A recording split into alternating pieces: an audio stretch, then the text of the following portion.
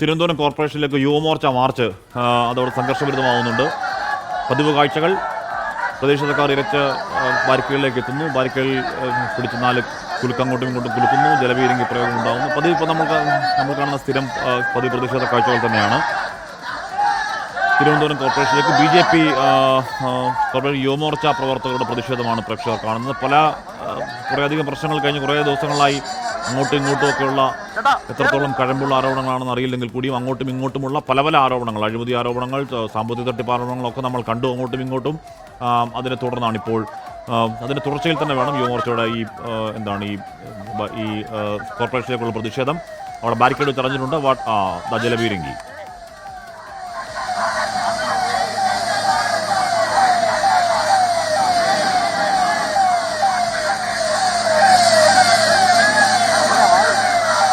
മനീഷ് മഹിപാല വാർത്തയുടെ വിവരങ്ങൾ ചേരുന്നുണ്ട്. മനീഷ്, ഇപ്പോൾ തുടങ്ങിയതല്ല. ഒരു BJP കൗൺസിലർക്കെതിരെ സാമ്പത്തിക തട്ടിപ്പ് ആരോപണം, തുടർന്ന് തിരിച്ചാരോപണം, തിരിച്ച് മറ്റാരോപണം, വേറെ ആരോപണം, അങ്ങനെ ആരോപണങ്ങളുടെ തുടർച്ചയിൽ, പ്രതിഷേധങ്ങളുടെ തുടർച്ചയിൽ തന്നെ വേണം ഇതിനെയും കാണാൻ, അല്ലേ മനീഷ്?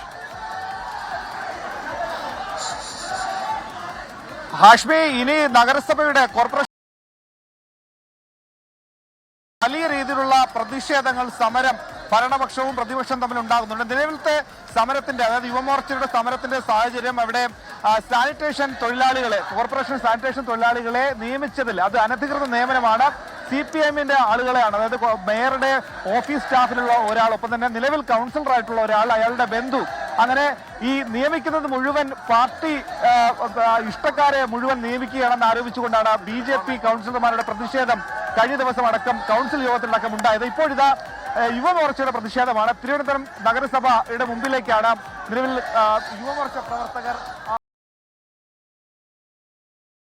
റൗണ്ട് ജലപീരങ്കി പ്രയോഗിച്ചു. അകത്ത് കൗൺസിലർമാരുടെ, BJP കൗൺസിലർമാരുടെ പ്രതിഷേധം അകത്ത് നടക്കുന്നുണ്ട്. അവിടെ ആദ്യം മേയർ ആര്യ രാജേന്ദ്രന്റെ ഓഫീസ് അവിടെ തടഞ്ഞിരുന്നു. ഒപ്പം തന്നെ ആരോഗ്യ വിഭാഗം സ്റ്റാൻഡിംഗ് കമ്മിറ്റി ചെയർപേഴ്സൺ ഗായത്രിയുടെ ഓഫീസിന് മുന്നിൽ പ്രതിഷേധം സംഘടിപ്പിച്ചിരുന്നു. അങ്ങനെ ഈ നഗരസഭ ആരോഗ്യ വിഭാഗം തെരഞ്ഞെടുത്ത 56 പേർ, ഏകദേശം 500 പേരോളം ആളുകളെ എംപ്ലോയ്മെന്റിൽ നിന്നും തെരഞ്ഞെടുത്ത ശേഷം പിന്നീട് കഴിഞ്ഞ വർഷമാണ് ഇതിന്റെ ഇന്റർവ്യൂ, അതായത് അഭിമുഖം അടക്കം നടത്തി 56 പേരെ തെരഞ്ഞെടുത്തതിൽ 50 പേരിലധികവും CPIMന്റെ ഇഷ്ടക്കാരാണെന്നുള്ളതാണ് പ്രധാനപ്പെട്ട ആരോപണം.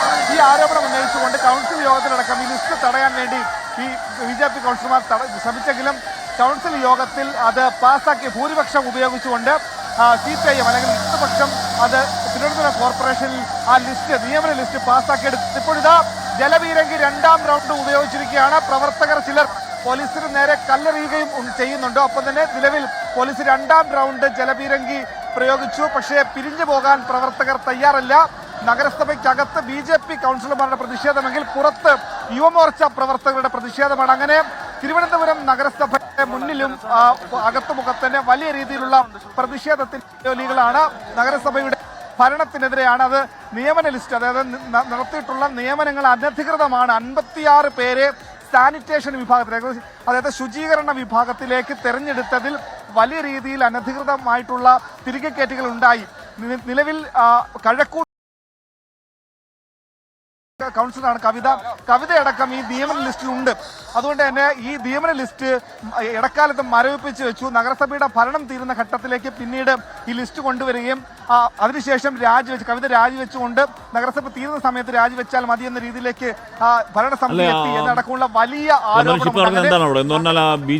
യുവമോർച്ച പ്രവർത്തകർ ബാരിക്കേഡ് അവിടെ നിന്ന് ഇങ്ങോട്ട് തള്ളുന്നു, പോലീസുകാർ ഇവിടുന്ന് അങ്ങോട്ട് തള്ളുന്നു. നമ്മൾ ഈ പണ്ട് വീട്ടിൽ പുളി ഉലുത്തുക എന്ന് പറയാറുണ്ട്. പുളിമരം ഇങ്ങനെ കുലുക്കി പുളിയിടുന്ന പോലെ എന്തോ പരിപാടി നടക്കണം അവിടെ മനീഷ്.